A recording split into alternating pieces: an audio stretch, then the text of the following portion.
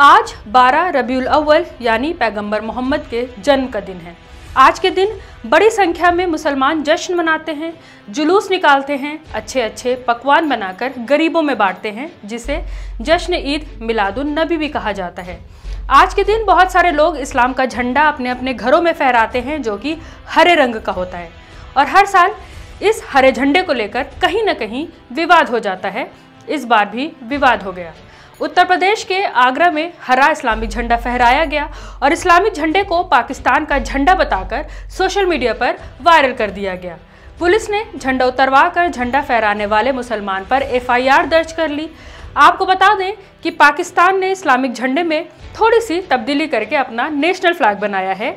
Islamic झंडा कई सौ साल पुराना है, जबकि पाकिस्तान का झंडा देश के बंटवारे के बाद बना है।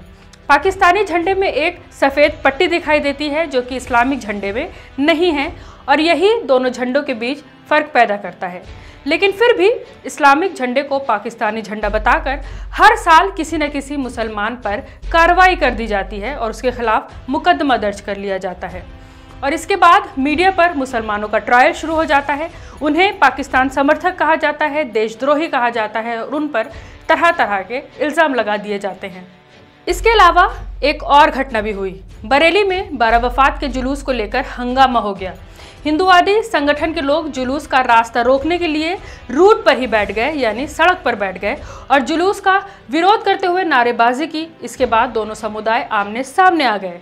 मौके पर पुलिस पहुंच गई। हालात को संभालने में पुलिस कामयाब तो रही, लेकिन उस वक्त उसके भी हाथ पैर फूल गए थे, क्योंकि दोनों तरफ ही भारी संख्या में लोग थे।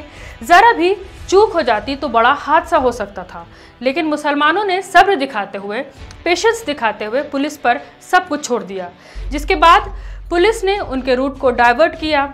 यानी जब हिंदुओं ने अपने इलाके में जुलूस को रास्ता नहीं दिया, तो रास्ता पुलिस ने बदल दिया, दूसरी तरफ डाइवर्ट करके जुलूस को दूसरे रास्ते से निकाला।